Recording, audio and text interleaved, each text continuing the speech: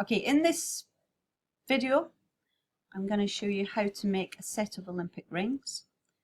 There is a handout for this, and I'm just going to add in a few more tips and tricks and explanation. And if you need detailed explanation about each of the Pathfinder tools, you'll find that in an additional handout, which I would like you to have a go at. Okay, so in this case, we need to create rings, and we need them to have the appearance of interlocking, so going under and over each other. Obviously, these are not the Olympic colours. I will leave that for you to find out if you want to follow the Olympic colours. But I'm going to switch off this layer in a moment and start a fresh one for you to see the exercise. You're going to start by making a single ring and then copying it. So I'm going to switch it off, lock it. And this is my new layer that I'm going to work in. Create an initial circle. Doesn't matter what color you start with. I'm then going to go to the center of that circle, holding Shift and Alt, and decide how thin I would like my little circle to be. I'm going to make mine a bit fatter than I would normally, just so that you can see what's going on in the interlocking sections. So let's just make it that kind of fat. I'll change the colour just so you can see it's two different circles. Now, the Pathfinder is all about cutting up, dividing and joining and removing parts. So the first thing is I want to explain that this little creature here, this one here, will allow me to remove the front area from both the selected shapes. So if I click, it will remove the pink circle, and we truly have nothing there. Now, another way to do that would also be to go this route: Object, Compound Path, Make. In actual fact, you're making a compound path when you use this device here. So I guess the question you might ask is, what's the difference? So let me just try and show you. If I take a rectangle, and then let's say I just draw something in it. And I wanted to use, I'm going to change the color just so you can see it. I want to cut this area out of this box, okay, but I don't want this area.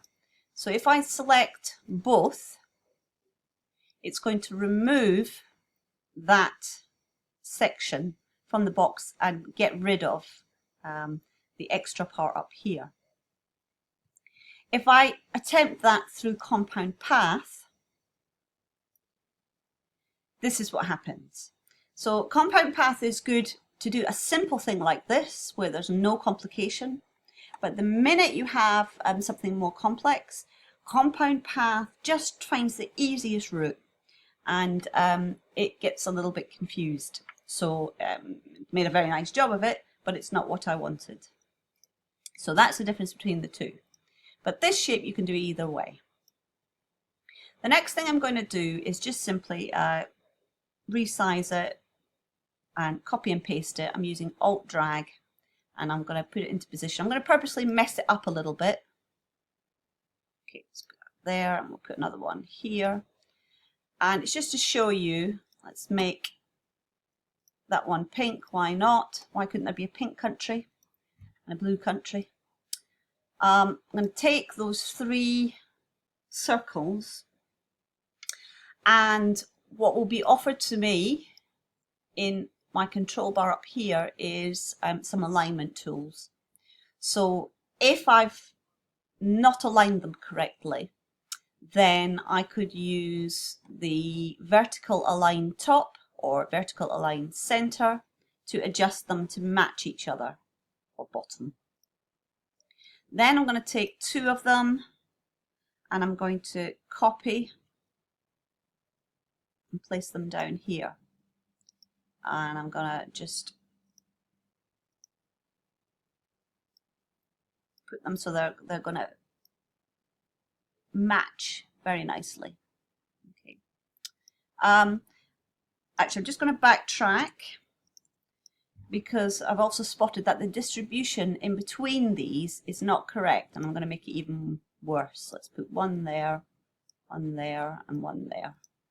So as well as the alignment, we can ask it to distribute. This, if I linger, you will see, is horizontal distribution, and it will place the same space in between the objects you've selected. So it'll just space out, this being the end and this is the other end, so it will make the spaces equal. So then I'm going to take these, put them here, and just, actually I think that's pretty good, so I'm going to say I'm happy with that. That's my Olympic rigs. Change the colour.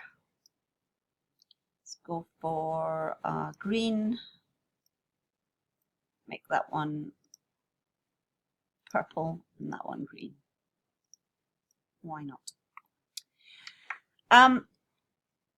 The next stage, so I don't need colours anymore and I don't need alignment. The next stage is I need to cut all of this. So I need to divide up the rings. So I can use my divide.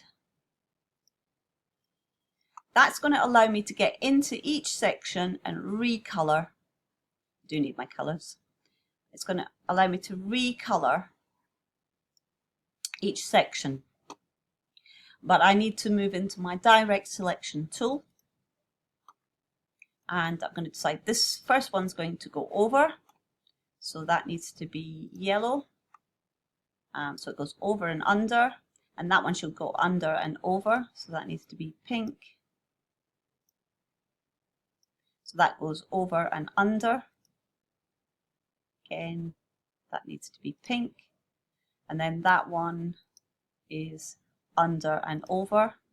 So I need to make that blue. Okay, I think maybe slightly different blue.